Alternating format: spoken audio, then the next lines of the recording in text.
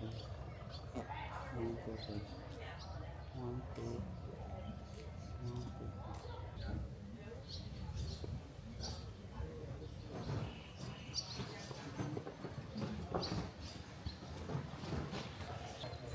Maganda yung costume na China. Ano ito na? Maganda yung kasi. Old traditional costume nila. Very parang comfortable and silky. Yan ang nagustuhan ko. Pero yung mga tao dito nagtataka sila na ba't tayo nakasuot. Or para baka minsan lang may nagtutour dito, no? Minsan lang kaya? Parang hindi sila masyadong... Parang oo. Hindi sila masyadong sanay na may tao dito, no? I think kung meron lang guest yung mga yung hotel. Oo, no? Yan lang. Very China ang music. Kaya nga. Meron pa kaya dito mga nakatirang mga Gen Z?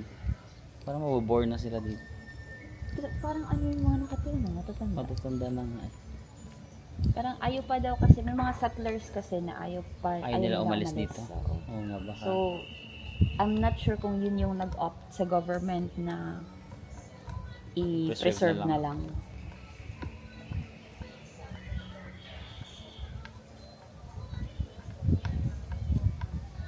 Ang quiet niya. Ang quiet.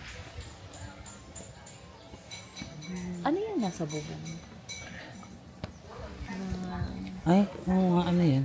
Para hindi mahulog yung mga tagpi-tagpi. Oo nga, may sumasangga sa bubong.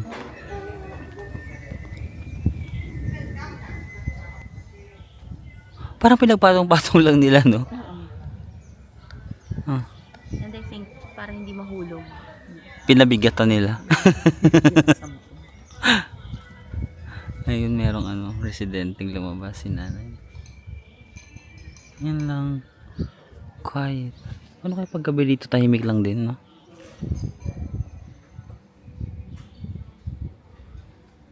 Ba't ko siya kasi hindi mainit? Oo nga, hindi mainit nga, no? Kahit may araw hindi. Oo. Pero 28 yung kanina. 30 nga eh. Hindi naman siya parang bagyo na malamig. Oo. Pero hindi rin mainit, no?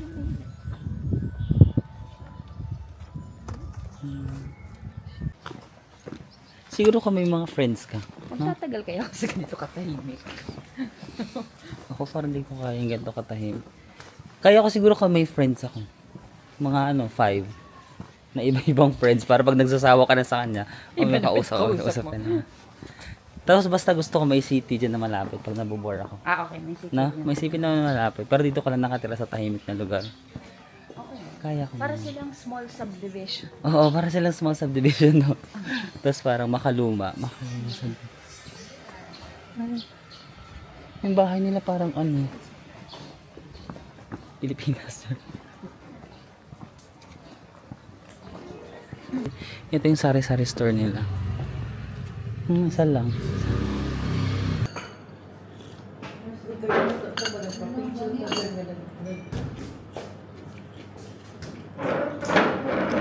This one's cool.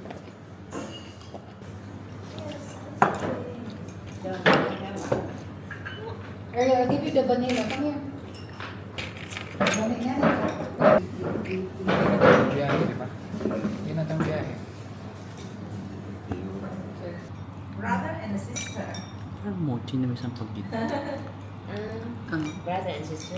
Yun, na-curious lang ako. Hindi ko rin alam. Like, ano man eh? Ay, ano? Ano to? Ay, peras. Peras to? Ayan, first time ko makatikim nito. Masarap. Masarap to. Peras pala guys. Kamis. May siya, parang apple siya, pero mahal. Hindi matigas. First time ko nakatikim nito. Ito pala ang peras guys. Kinakain yung balat nito, hindi? Kinakain. Kinakain? Kinakain. Lambot. Parang merong significance yung peras sa Chinese culture. Nakalimutan ko lang, pero parang narinig ko na yan. There. Comment down below guys. Hindi ko rin alam.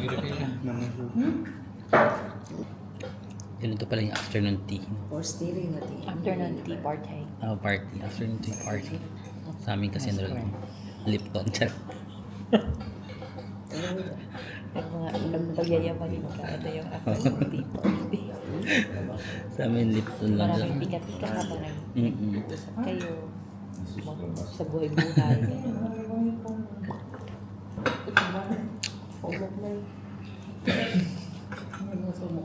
So yun guys, kakatapos lang namin mag-afternoon tea party. Ganun palang afternoon tea party guys. Hindi ko na-expect na ang daming pagkain. Like may mga fruits, pika-pika, may ice cream. Tapos may mga parang kakanin na, ano ba yun? Parang mga cookies, na Chinese cookies. And then may tea, may coffee. Hindi ko na-expect na ganun kadaming pagkain. Parang nabasa ko siya sa itinerary na afternoon tea. Pero akala ko like mga Lipton lang. Di ba yung mga tsaa na ginaganon-ganon mo lang. Tapos okay, tea tayo, ganun. Tapos parang yun na yun. Ang social pala guys, hindi siya tinipid. In fairness, for 25,000, day 1 pa lang namin, ang dami na namin nagawa ha. Parang sulit siya for me ha, in fairness. Bye, Nanxing Ancient Town. Ang sayang experience yung Ancient Town kasi 'di ba hindi ko ini-expect na parang hindi siya usual na ginagawa sa China. So, it was a nice experience na makita mo kung ano yung itsura ng mga bahay dati sa China. Pinatry kami ng traditional culture, traditional costume, tsaka yung afternoon tea. I love it. I love this tour.